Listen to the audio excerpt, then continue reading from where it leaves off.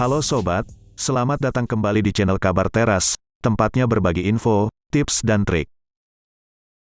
Pada kesempatan kali ini, admin membahas kabar info tentang gawat. Kiamat PNS semakin nyata, mulai dari wajib militer hingga digantikan oleh robot. Dukung terus channel Kabar Teras ini, jangan lupa subscribe, like, komen dan share. Serta tekan juga tombol lonceng, agar sobatku tetap mendapat kabar info, tips dan trik terbaru dari Kabar Teras. Sobatku, pembahasan mengenai aparatur sipil negara, ASN, atau pegawai negeri sipil, PNS, seakan tak pernah ada habisnya sepanjang tahun ini. Salah satu isu yang cukup menghebohkan yang menjadi sorotan publik adalah adanya rencana pemerintah untuk mengurangi jumlah PNS. Dan juga wacana PNS akan digantikan oleh robot kembali mencuat. Salah satu pekerjaan yang terancam digantikan adalah PNS.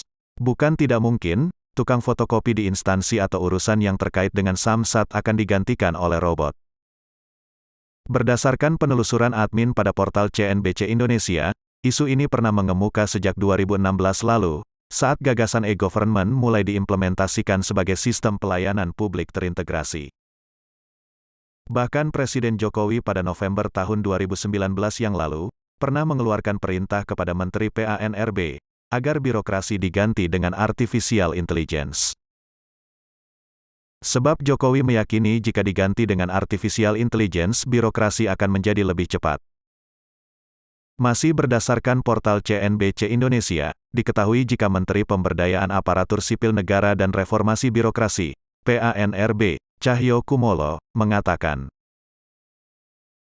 jika rekrutmen PNS di Indonesia bisa jadi tidak akan lagi dilakukan dalam skala besar, karena pemerintah berencana akan membatasi rekrutmen pada tahun 2022.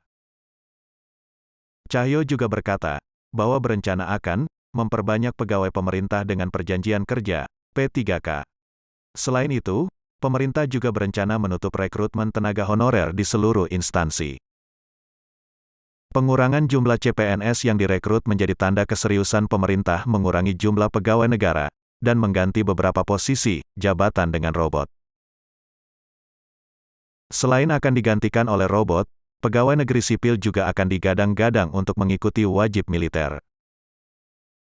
Berdasarkan penelusuran admin pada portal Tribun Medan, aturan baru PNS 2022 dikabarkan akan menjadi komponen cadangan nasional untuk pertahanan negara dan diikutkan dalam wajib militer. Sehingga ada kemungkinan aparatur sipil negara yang ada di tanah air harus mengikuti wajib militer. Wajib militer ini biasanya untuk jangka waktu tertentu tergantung kebijakan negara masing-masing. Meskipun di negara kita Indonesia bukanlah termasuk negara yang mengharuskan warga negara untuk ikut wajib militer. Namun berdasarkan surat edaran Menteri Pendayagunaan Aparatur Negara dan Reformasi Birokrasi, PANRB, nomor 27 tahun 2021, ASN diharapkan ikut wajib militer dengan bergabung komponen cadangan nasional sebagai wujud bela negara. Hal ini mendukung Undang-Undang Nomor 23 Tahun 2019 tentang Pengelolaan Sumber Daya Nasional. Sobatku, di sini admin juga akan membagikan info tentang fakta menjadi PNS yang banyak tidak diketahui oleh orang.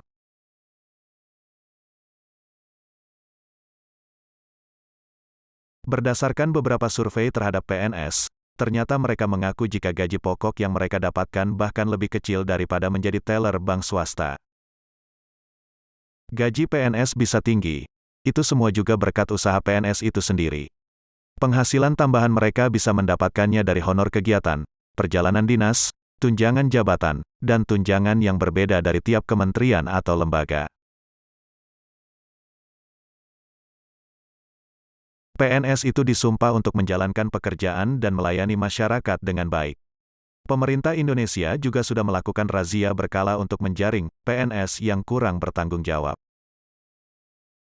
Bahkan tidak sering, PNS itu mendapatkan pekerjaan yang tidak sesuai dengan keahlian yang dikuasai mereka. Untuk lulus dalam CPNS, sobatku tetap harus mengikuti ujian yang berbasis Computer Assisted Test, dan dari sini tentunya akan menampilkan hasil setelah melakukan soal ujian tersebut. Apabila hasil ujian sobatku kurang memuaskan, sepertinya akan tetap sulit untuk bisa tembus menjadi seorang PNS.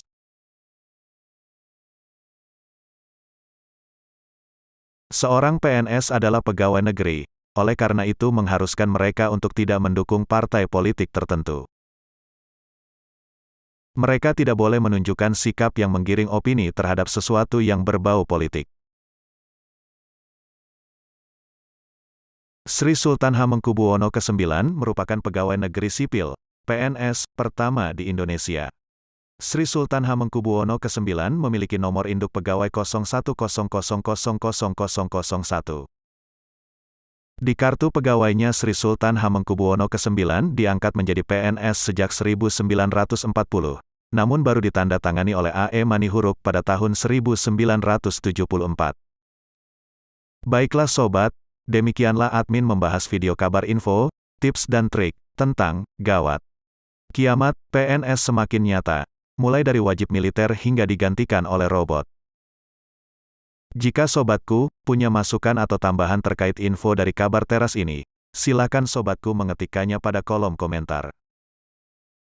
Jika informasi dari kabar teras ini bermanfaat, tetap dukung kami, dengan jangan lupa subscribe, like, komen dan share.